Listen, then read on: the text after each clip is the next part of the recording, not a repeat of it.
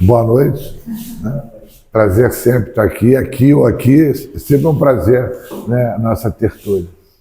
Então vamos conversar sobre como dar notícias difíceis. Eu até sempre falo má notícia, mas a gente tem que entender que nem sempre má notícia é uma notícia difícil, perdão, é uma má notícia. Às vezes nem é tão má assim. Então vamos lá. O que é a má notícia ou a notícia difícil? Qualquer informação que envolva uma mudança drástica na perspectiva de futuro de alguém num sentido negativo. Tem vários autores que forjaram essa definição. A má notícia, para nós médicos, notificar uma doença grave, uma doença crônica, uma doença incurável, um paciente terminal, a morte, embora a notícia da morte nem sempre é ruim, dependendo da perspectiva, da situação do paciente, do jeito que a gente encara a morte. E a má notícia muitas vezes depende das circunstâncias. Né? Um feto pode ser uma notícia maravilhosa para esses dois e pode ser um desespero para essa menina. Então, a má notícia é uma coisa que, de vezes, a gente tem dificuldade. De fora, a gente acha que é uma notícia ruim e não é, ou uma notícia boa e não é. Né? Tem até uma piada que o médico chega e fala assim: senhora, tem uma notícia ótima para lhe dar. Ela fala: senhora não, senhorita, então a notícia é péssima. Né? Então, a gente tem que ter noção disso. E as faculdades, a própria residência médica não preparam a gente para essa situação. Aliás, as faculdades e as residências não preparam a gente para muita coisa fora da matéria, né? Vamos dizer assim, do currículo. E aí, como é que a gente dá uma notícia? Tem uma história antiga do cara que fala para o outro: seu gato morreu. Ele fala: não fala assim. Meu gato subiu no telhado, meu gato caiu. Ele falou: tá bom, desculpa. Aí passou um tempo, ele falou: sua mãe subiu no telhado. Né? Então a gente às vezes dá uma notícia de um modo não muito boa. Ou essa aqui, ó: quem tem mãe dá um passo à frente. Você não, 127, você não precisa dar um passo à frente. E essa aqui que eu gosto muito: olha só, rapaz, foi muito bom te encontrar, foi tudo bem na minha casa de campo. Só teve um problema: seu papagaio morreu. Meu papagaio que veio da Amazônia, que me custou uma fortuna, ele morreu porque comeu carne de cavalo estragada. Que carne de cavalo estragada? Dos seus cavalos morreram puxando uma carroça de água da casa. Meus cavalos de raça, meus cavalos premiados, porque eles estavam puxando uma carroça de água para apagar o fogo. Fogo? Que fogo, meu Deus, da sua casa ela pegou fogo. Minha casa do campo, a casa que eu levei anos para construir, como ela pegou fogo. Uma vela caiu bem na cortina, da cortina para casa foi um instante. Mas para que vela se a casa não tem eletricidade? Para o velório. O velório com vela fica muito mais bonito. Que velório? O velório era da sua mãe, ela chegou de madrugada sem avisar, achei que era ladrão e atirei nela. Também, né, às vezes tem gente que dá notícia assim. Né? A gente tem que ter cuidado com essas formas de dar notícia. E aí o cara ainda fala assim: não sabia que ele gostava tanto do papagaio. Cadê aqui, cara? Tem um levantamento feito nos Estados Unidos com coordenadores de residências médicas em oncologia, né, porque eles lá estudam muito a má notícia na oncologia. Então, 63% dos programas tinham alguma forma de treinamento em comunicação de má notícias. Em 23 deles, o período de treinamento é considerado de moderado a extenso pelo coordenador. Se 23 deles o treinamento é considerado extenso, é moderado a extenso pelo seu coordenador, 77% deles não é. Os médicos falham ao informar o diagnóstico de câncer aos pacientes e outros diagnósticos também. Pacientes com câncer, não só com câncer, pacientes normalmente desejam saber o diagnóstico e mais detalhes sobre a sua doença do que os médicos imaginam. As pessoas gostam de saber até para poder, né, se preparar. A gente tem que estar preparado para qualquer situação, inclusive para o fim da vida. E o próprio Código de Ética Médica diz isso. O artigo 31 mostra de respeitar o direito do paciente ou do seu representante legal para decidir livremente sobre a execução de práticas diagnósticas ou terapêuticas, salvo em caso iminente de risco de morte. Então, para a gente ter o direito de decidir livremente sobre a execução de práticas diagnósticas ou terapêuticas, a gente tem que saber qual é a nossa situação, né? O artigo 34 diz isso. A gente não pode deixar de informar ao paciente o diagnóstico, o prognóstico, os riscos e objetivos do tratamento, salvo quando a comunicação direta possa provocar-lhe dano, devendo, nesse caso, fazer a comunicação ao seu representante legal e embora não esteja aí na letra do código, na letra da lei, né? Lembrar que o Código de Ética Médica é uma lei, a Lei 3268 de 1957, a gente tem que comunicar naquele momento ao representante legal e tentar fazer de tudo para que a gente prepare esse paciente para receber a notícia, né? As pessoas têm o direito de saber o que vai acontecer com elas. Eu falo sempre, cara, a gente nasce sem saber, pelo menos morrer a gente tem que ter, né? Saber que vai. E tem mais esse artigo, né? A gente não pode desrespeitar o direito, já repeti esse, perdão.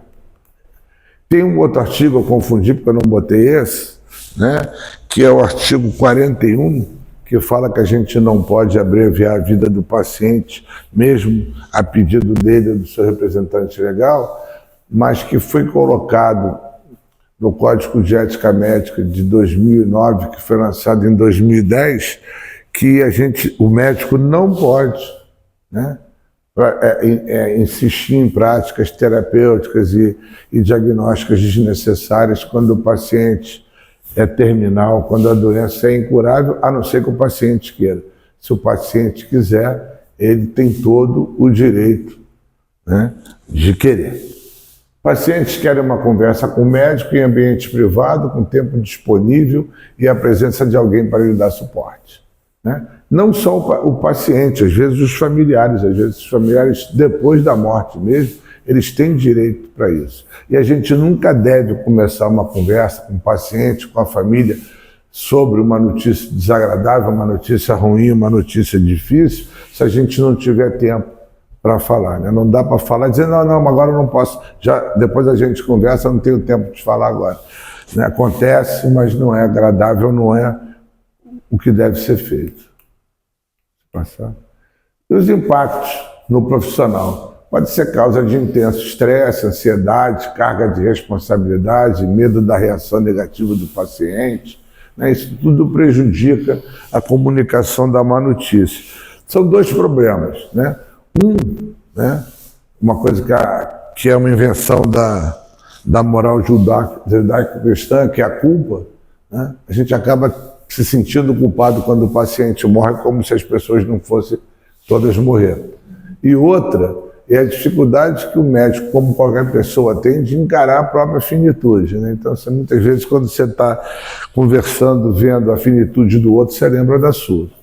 Todo mundo vai morrer, como diria o Luiz Fernando Veríssimo, que morreu, e eu também, todo mundo vai morrer, menos eu, né? Por sorte você vai morrer, não vai precisar me aturar esse tempo todo. Então, o impacto no profissional, ele é pior quando o médico é jovem, quando ele é inexperiente, e aí médico inexperiente e médico jovem nem sempre andam juntos. Eu lembro quando eu formei, teve um menino, eu ia falar um menino, teve um senhor que formou comigo, né, na época eu tinha 24 anos, ele tinha 70, a idade que eu tenho hoje. Ele formou com 70 anos. E aí, eu lembro, a gente estava uma vez na enfermaria com o Gilbertinho, que era nosso professor. Gilberto tem 2 anos, 3 mais que eu, 2, né, acho. E ele estava. E aí, o Gilberto, que era um cara fantástico, um médico espetacular, ele foi atender o paciente e falou, não quero o senhor não, que é estudante, eu quero aquele ali que é o professor, que era o nosso, né? Posso dizer hoje velhinho, que eu também sou, né? É o nosso velhinho. E como a gente age para comunicar a má notícia? Né? É preciso treinar. Né? Esse garoto aí está treinando, quem sabe o que ele vai ser, mas ele tem que treinar, seja para jogar tênis, seja para dar a má notícia. A gente tem sempre que ver, avaliar se você é a melhor pessoa para dar notícia, ensaiar o que vai dizer e lembrar que dar a má notícia, a notícia é difícil, você pode dar a má notícia com psicólogo, com assistente social, com o que for, mas a responsabilidade é nossa, é dever do médico dar a má notícia. E não é assim, quem é que vai dar notícia hoje? Quem tem que dar a má notícia é a pessoa mais capacitada para dar a má notícia. E é bom que você dê uma ensaiada no que vai dizer.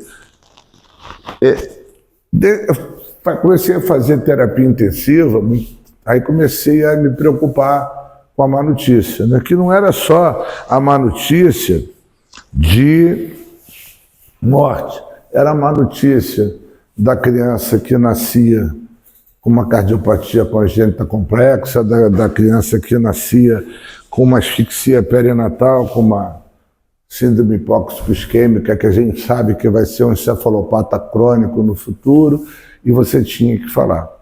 E depois, quando eu comecei a me dedicar à bioética, eu comecei a estudar bastante má notícia. Mas quando a gente não ensaia, a gente tem o risco de falar bobagem. A pior má notícia que eu dei na minha vida, mas não é pior, a que eu fui pior, foi para ela.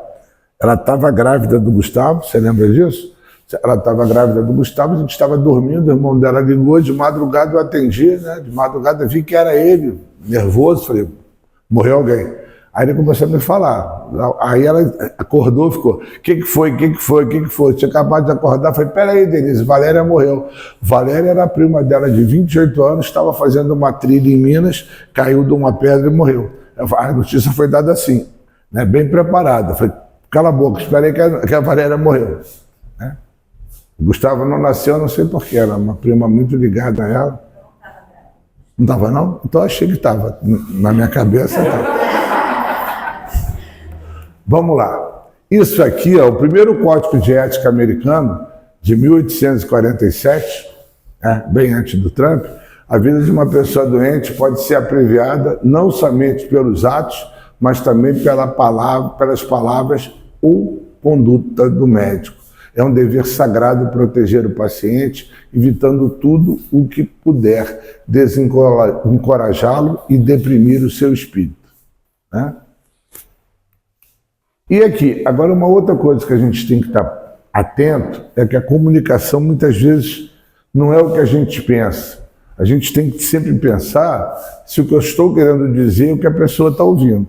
Às vezes você fala uma coisa, você está crente que você está falando mais claro, e a pessoa está entendendo extremamente, né, errado. Ou talvez você esteja informando errado, mas a gente tem que tomar esse cuidado. E aí, comunicação da má notícia. A gente tem que entender que a comunicação tem a verbal, né, que a gente fala, mas tem a não verbal. Você fala dizendo que está tudo bem e todo o seu gestual, sua entonação, sua posição, você não encara o paciente, a sua comunicação não verbal diz exatamente o contrário. Então a gente tem que tomar muito cuidado com isso, né, com a postura, com o gestual, com o contato visual, tom de voz, espaço pessoal, né?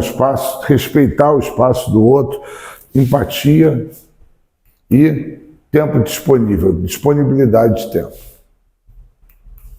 E além de várias outras coisas. Tem um estudo desse cara aí, desse Mehrabian, que é um iraniano, ele é do século passado, ele é formado em engenharia, era formado em engenharia, já deve ter morrido, nasceu em 1939, deve ter morrido já há bastante tempo. Ele era engenheiro, mas ele se dedicou muito a estudo como é que se diz isso? De psicologia. E esse estudo de Mehrabian, que é um estudo que é muito mal utilizado, porque esse estudo é para mostrar a compreensão de mensagem que envolva sentimentos e emoções. né? E usam para tudo. E o que ele chegou à conclusão? Que quando você vai comunicar alguma coisa, as palavras faladas são responsáveis, tudo que envolva sentimento e emoção. As palavras faladas são responsáveis por 7% da compreensão, o tom de voz por 38% e a mensagem corporal por 55%. E então ele chegou à conclusão que quando a gente vai exprimir sentimento e emoção, a palavra falada só corresponde a 7% do que o paciente, no caso da má notícia, ou a outra pessoa, vai entender, né? Esse estudo, eu não lembro direito, mas assim, dos detalhes todos, mas foram uns 30 estudantes de psicologia que ouviam uma palavra, né? E aí depois eles viviam situações da entonação com que a palavra era dita, a situação, a mensagem corporal que era passada, e aí ele fez o trabalho, mostrou isso aí, tá certo? A gente tem que tomar cuidado, não pode levar isso ao pé da letra, mas quando envolve sentimentos e emoções, está mais ou menos dentro dessa percentagem aí. Quando a gente vai comunicar a má notícia, o que a gente precisa? Relação médico-paciente. Relação médico-paciente é fundamental, né? Eu passei 15 anos no conselho, eu nunca vi nenhum médico com relação médico-paciente boa ser processado independente do que tivesse feito.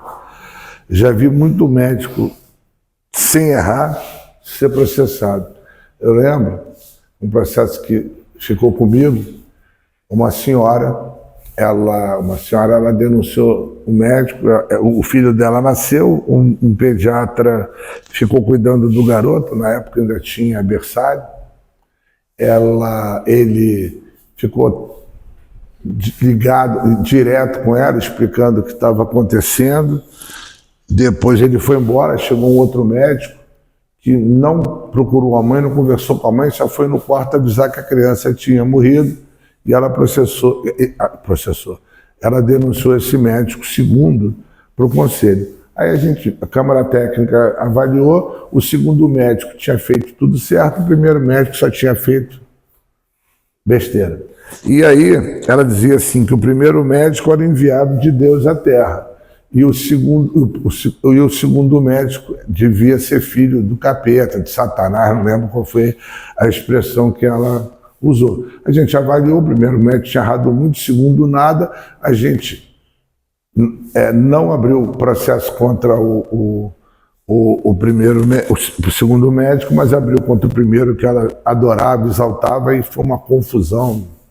Ele foi lá, fez um escândalo, mas não é que você tem que ser ruim com uma boa relação médico-paciente, mas independente de tudo, você tem que ter uma boa relação médico-paciente, inclusive para você comunicar essa notícia difícil, essa má notícia. Escolher o momento mais adequado, né? Esse momento mais adequado é não só como o paciente está, você tem que avaliar como o paciente está, como você está, né? Se você está preparado para dar a má notícia, e aquilo que eu tinha falado antes, se você dispõe do tempo que o paciente possa precisar para conversar sobre essa situação. Avaliar o estado emocional e psicológico, e aí é tanto seu quanto do paciente. Você tem que estar bem também para dar essa má notícia. Preparar para a má notícia. Não é dizer sua mãe subiu no telhado, mas a gente tem que preparar o paciente para a má notícia. O paciente ou os familiares, né? Quando o paciente está em coma ou está morto, não dá mais para conversar com ele, explicar para ele. Usar uma linguagem clara e simples. A gente tem que entender que quem tem que entender, quem tem que compreender, quem tem que saber é o paciente. Não adianta a gente ficar mostrando que sabe, que mostrar uma linguagem muito rebuscada. Você tem que chegar no paciente. O paciente não vai aprender de uma hora para outra a linguagem médica. Você tem que usar a linguagem que ele possa entender. Expressar tristeza sem passar culpa. Uma outra coisa que não se deve fazer, isso aí é muitas vezes difícil, já vi, não vou ficar a fulano, Beltrano, mas muita gente fica chorando na hora de dar má notícia, isso não é uma... Né? Você não vai dar uma má notícia e rir depois, né? Atender, mas também não precisa chorar, né?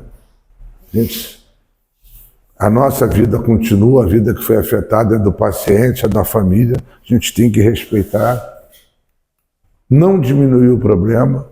Aqui, duas coisas são fundamentais. A gente não deve diminuir o problema para dar uma falsa esperança para o paciente ou para a família, e não deve aumentar o problema. Muitas vezes alguém aumenta o problema, por que não? Porque aí não vão me processar, porque... Mas falar a verdade, não aumentar o problema, não diminuir o problema, não dar falsa esperança, não tirar toda a esperança. Então a gente tem que ter esse jogo de cintura na hora de falar com o paciente, né? Já passei por isso na UTI. Mãe chegar, a gente falava, mas não tem mais nada para fazer, conversar, explicar, blá, blá, blá. E dizer, a gente vai estar pensando em começar a desmamar tudo, dar só tranquilidade, conforto, dignidade para ele, né? A mãe virou e falou assim, doutor, para vocês não tem mais o que possa fazer, né? Aí, mas Deus tudo pode. Falei, é verdade, embora eu seja um ateu convicto, não acredito em Deus de forma alguma, menor possibilidade de acreditar minimamente em Deus. Eu falei, não, é verdade, Deus pode tudo, vou falar o quê? Quem tem que sentir ela não sou eu, e a gente manteve o tratamento enquanto ela quis que mantivesse. Oferecia sempre uma esperança realista, não adianta a gente ficar querendo enganar, né? A família, o paciente pode querer se enganar, a gente não pode se enganar com o que está vendo. A gente pode errar até, mas se enganar, né? Se enganar, nós nos enganarmos é possível, a gente é factível de erro. Agora, a gente não errar, oferecer uma esperança mentirosa para agradar, não é possível.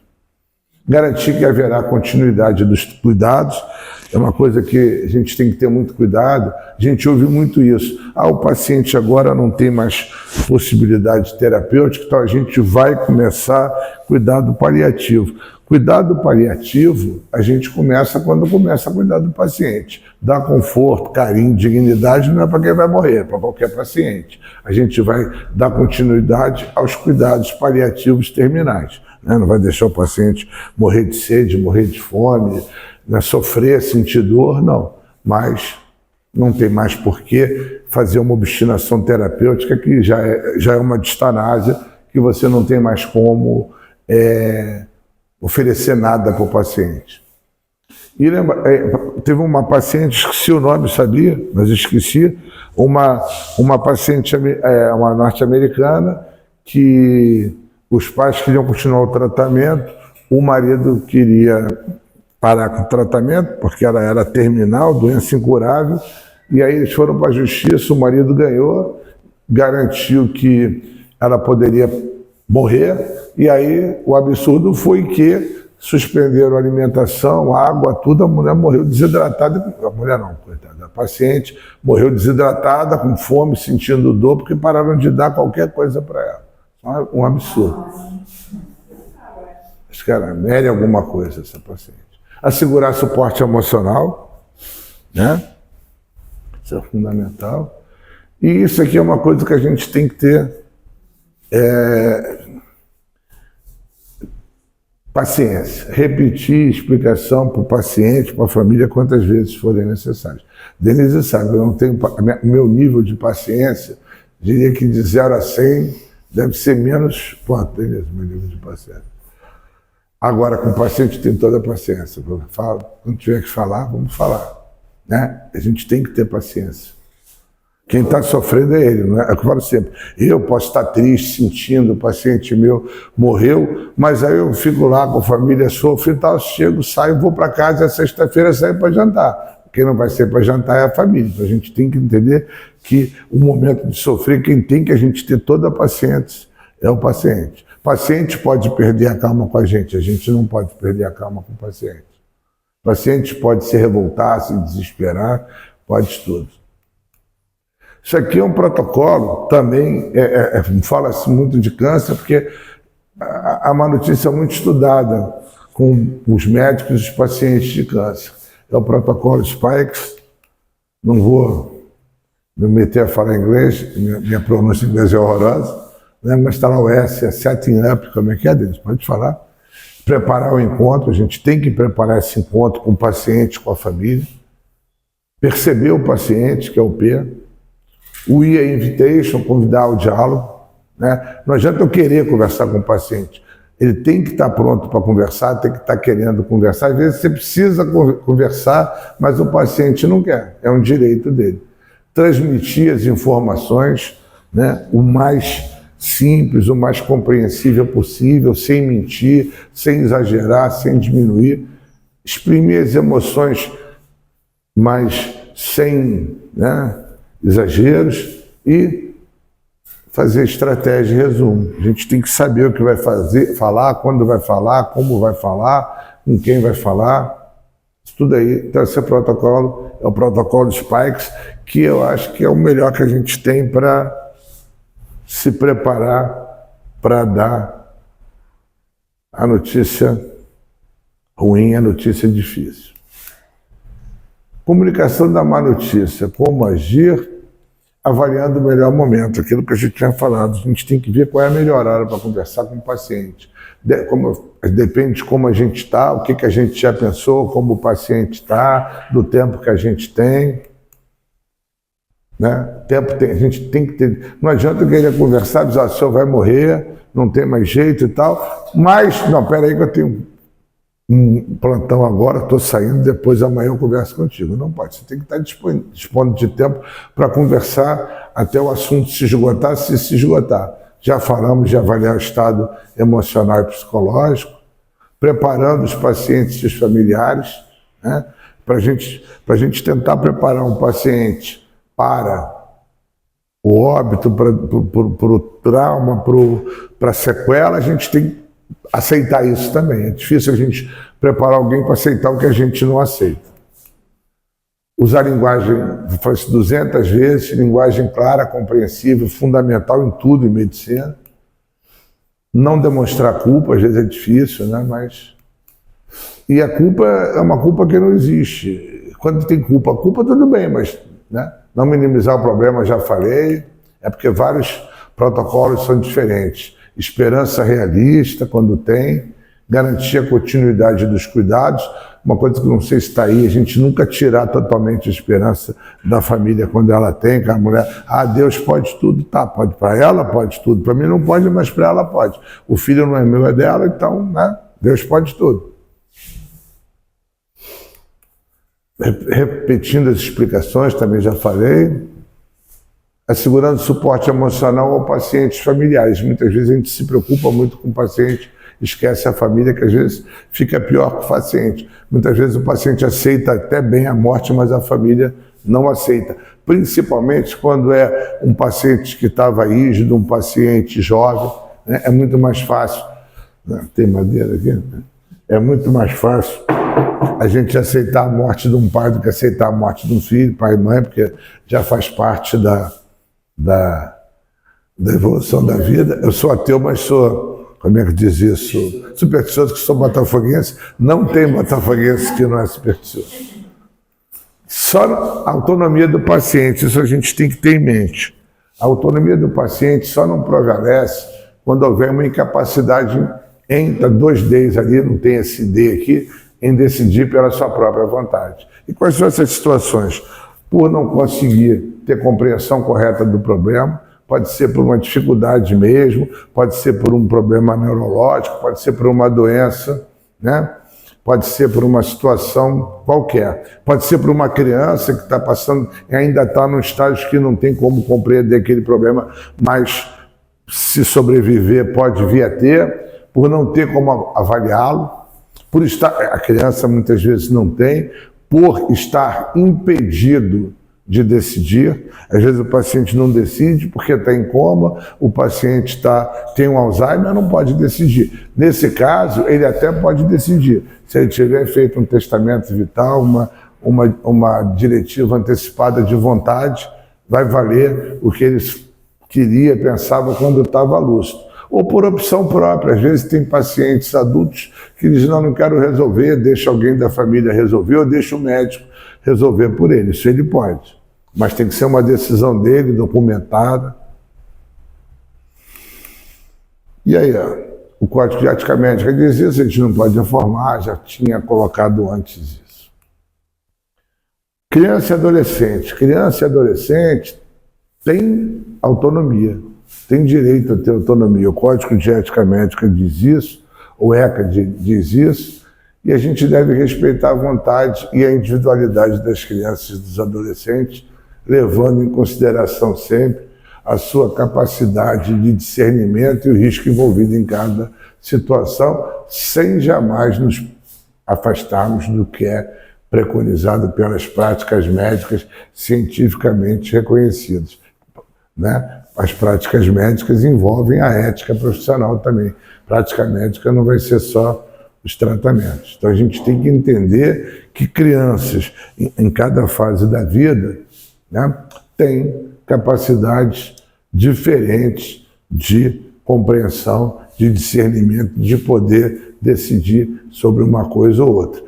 É difícil dizer qual é a idade que isso acontece, até porque você pode ter uma criança de 12 anos que tem esse discernimento e uma de 16 que não tem. Então não é nem idade. Piaget diz sempre que a capacidade que a gente pode adquirir, a autonomia que a gente tem, essa capacidade é em torno dos 16 anos, mas não é uma idade que seja ponto de corte. Tem gente que é mais cedo, fica mais cedo maduro, né? E tem gente que não amadurece nunca. Apodrece sem amadurecer, né? Tem gente que é assim. E vocês, a maioria aqui é de mulheres, né? As mulheres geralmente amadurecem mais cedo. Até, né, eu vou falar, as mulheres amadurecem mais cedo, senão não conseguiam aguentar os homens. Não é verdade? Mas é verdade, ela sabe bem disso, né, coitada? E aqui a gente não pode, né, achar que todo mundo está no mesmo estágio de desenvolvimento, né? A Arthurzinho já está com 36 anos, mas ali era de quantos anos ele tinha? Gustavo já era adolescente mesmo. Já não era pequeno porque ele nunca foi pequeno, né? Nasceu com 1,5 m mais ou menos. E o que a gente tem que entender é que a legislação brasileira, ela usa um termo que eu não gosto nada, que é menor de idade. A legislação quase que bota quem tem 17 anos, 11 meses e 29 dias e quem acabou de nascer é menor de idade e não tem praticamente direito. O ECA não, o ECA dá bastante direito para eles, inclusive fala claramente do direito da autonomia da criança e do adolescente. E aí depende muito dos países, né, das culturas. Na Bélgica, criança de qualquer idade, se mostrar que tem capacidade de discernimento, pode optar por morrer se estiver sofrendo, independente da idade, se a justiça entender que ela tem capacidade de discernimento, né? Quando a eutanásia é permitida na Bélgica para crianças de qualquer idade, na Holanda a partir dos 12 anos, né? Então aqui no Brasil a gente não consegue nem falar sobre isso, quanto mais. Aqui, a autonomia da criança é vedado ao médico revelar sigilo profissional de pacientes menor de idade, inclusive a seus pais ou representantes legais, desde que o menor tenha capacidade de discernimento. E aqui o que é difícil, isso aqui é extremamente subjetivo. Eu posso pegar um paciente, uma criança, um adolescente, achar que ele tem capacidade de discernimento e garantir o sigilo dele. Mônica pode atender essa mesma criança, achar que ele não tem e não garantir, e não necessariamente a gente está agindo de maneira errada. É só uma avaliação do que a gente vê, do que a gente sente, o que é uma coisa bastante subjetiva. E aqui uma mudança importante no Código, 2009 também. Antes, o Código dizia no artigo 101, só ali, o CAPT, deixar de obter do paciente ou do seu representante legal o termo de consentimento livre, esclarecido, por escrito, assinado, para a realização de pesquisa envolvendo seres humanos, após as devidas explicações sobre a natureza e as consequências. Depois se botou, no caso do sujeito de pesquisa ser menor de idade, era necessário o consentimento do seu representante legal. O pai tinha que dizer se podia ou não. A partir de 2009, além do consentimento do responsável, tem que ter também o assentimento da criança ou do adolescente. O pai e a mãe podem dizer que pode. Antigamente o pai e a mãe diziam pode, podia. Hoje não. Se o pai e a mãe disserem que não pode, não pode. Mas se o pai e a mãe disserem que pode, você tem que ouvir a criança e perguntar se ela quer ou não. Ela não pode dizer eu quero e o pai não quer e ela prevalecer. Mas não basta o pai querer, ela tem que concordar com isso também, né? O que aumentou muito a autonomia do paciente está melhorando algumas pesquisas, alguns estudos com crianças que eram muito mais difíceis de serem feitos. Paciente grave, né? O que a gente precisa fazer? Manter sempre a família informada. Paciente grave ou não grave. Agora, manter a família informada tem uma situação clara. Se o paciente quiser que a família seja mantida informada. Se o paciente disser, eu não quero que vocês discutam o meu caso com ninguém, a gente não pode discutir o caso com ninguém. Deixá-lo permanecer com um parente que está morrendo, deixar a família permanecer, né? A gente tem que liberar, falar a verdade, né? Falar a verdade sem ser, né, agressivo demais, mas a gente pode omitir, mas não mentir, ser objetivo, não dar falsa esperança, não tirar toda a esperança, às vezes não tem, mas a família tem, procurar o mais disponível possível, às vezes estar disponível é uma coisa que não depende só da gente e também o que é estar disponível para alguém, não é o que é estar disponível para o outro. Às vezes você acha que você está disponível demais, mas a família acha que não está, não sente, né? É uma coisa pessoal. Confortar os familiares, dar garantia da continuação dos cuidados necessários ao paciente, seriam os cuidados paliativos terminais, quando isso é decidido, ou de garantir a continuação do tratamento, quando é a decisão da família ou do paciente. Lembrar que, como eu falei do que se falava testamento vital, hoje, diretriz antecipada de vontade, do que o paciente não quer que faça com ele numa doença terminal irreversível, né? Se o paciente não quer, a família não importa se a família quer ou não.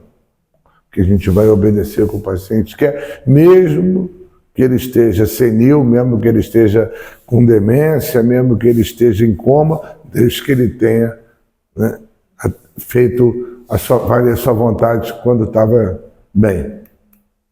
Comunicação da morte, difícil, né? A gente comunicar morte, tem dificuldade, as pessoas costumam ter dificuldade de enfrentar a morte. E aqui a gente tem que ter algumas coisas claras. Morte não é antônimo de vida. Morte é antônimo de nascimento, né? Morte é o fim, nascimento é o início da vida. Todos os dois fazem parte da vida. A gente tem... é vida ou morte? Não, não é vida e morte. É nascimento e morte.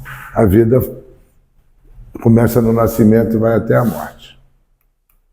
E aqui, né, Pedro Piva, o Carvalho, eles falam disso aí, como é que você age, paciente, quando você tem um paciente, né, uma neurologia salvável, a gente vai fazer a preservação da vida, o alívio do sofrimento é o menos importante, quando a morte é inevitável, o alívio do sofrimento pode ser o mais...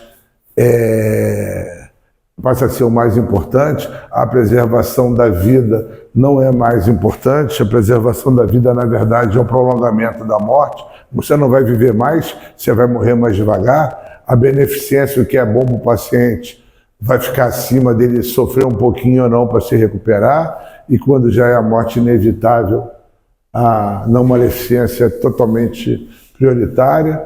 Quando eu tenho um paciente sauvável, rígido, que pode se recuperar, a obstinação terapêutica é aceitável. Quando você não tem mais expectativa, morte inevitável, a obstinação terapêutica é inaceitável, passa a ser a distanase, né? E aí você tem que agir sempre para a tomada de decisão com autonomia, né? Com a sua autonomia e respeitando principalmente a autonomia do paciente. E agir sempre com justiça. E lembrar, pelo menos em bioética, justiça não é igualdade, justiça é equidade. Dá mais para quem precisa mais, dá menos para quem precisa menos. Está aqui, né? Nascimento e morte. E aqui as coisas que a gente também se depara, para a morte encefálica, que é a parada completa e irreversível de todas as funções cerebrais, e o paciente terminal é aquele em que as possibilidades de resgate das condições de saúde do paciente estão esgotadas e a possibilidade de morte próxima parece inevitável e previsível. Uma das definições, a OMS fala, você falar em paciente terminal, quando o paciente tem 3 a 6 meses de vida. Eu tenho muita dificuldade de aceitar essa história de quantos meses de vida o paciente tem. Eu lembro, minha avó, eu era criança, ela teve um problema pulmonar grave, o problema dela tinha nome e sobrenome.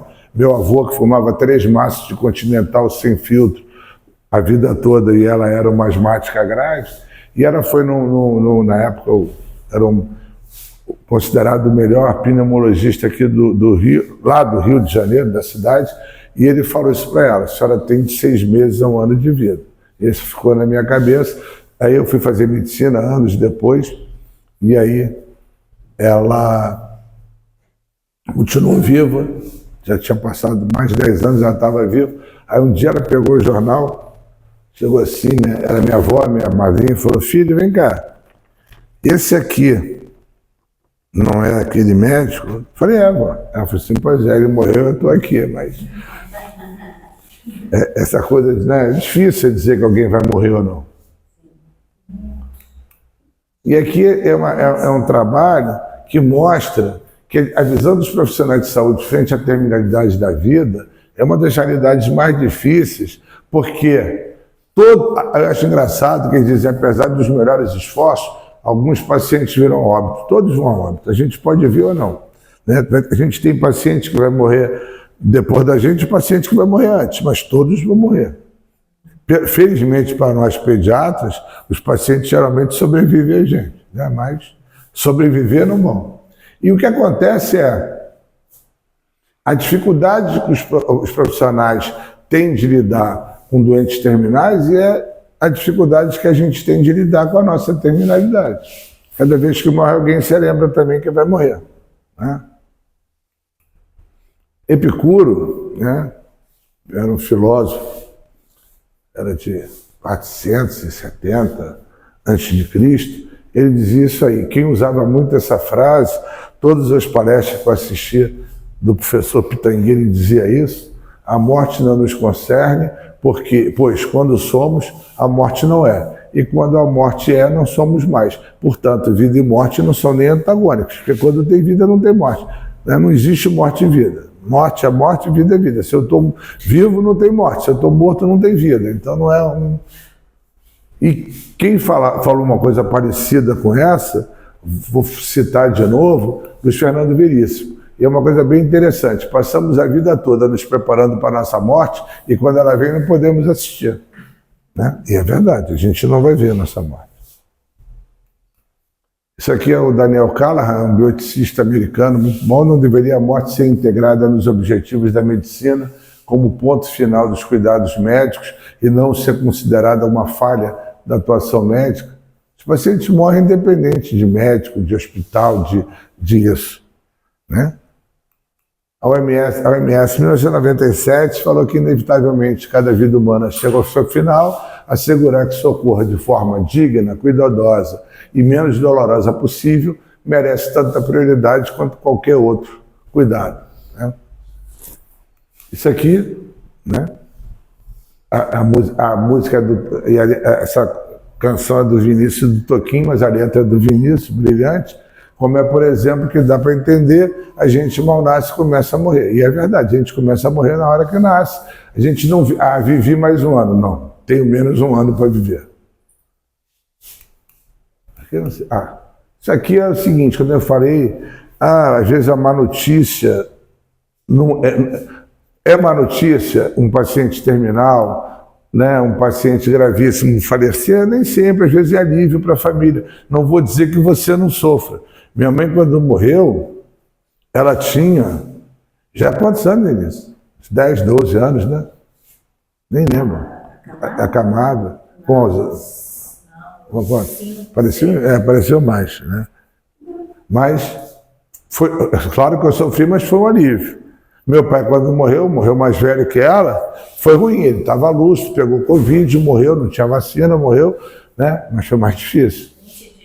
19. Dia 4 de janeiro e dia 23 de janeiro. Até porque, eu acho que ele foi no hospital quando ela morreu, depois foi gente lá visitar ele por causa da morte, aí na época da Covid, foi janeiro de 21, acabou morrendo. Bom, ele era extremamente teimoso, não sei o que eu puxei, mas ele era teimoso, eu não, né? E aqui é diferente essa situação, né? Você dar uma notícia dessa é bem mais difícil. Isso aqui, então, é trágico, né? Uma grávida, um recém-nascido, uma mulher que vai se submeter a uma cirurgia plástica, um homem, um tratamento dentário, aí a notícia da morte se torna muito mais complicada. Quem recebe uma má notícia dificilmente esquece onde, como e quando foi comunicado. Você até esquece, né, da notícia que você deu, mas quem recebeu não esquece. Por isso que você errou. Você falou que eu estava grávida no estado. Pois é, você lembra.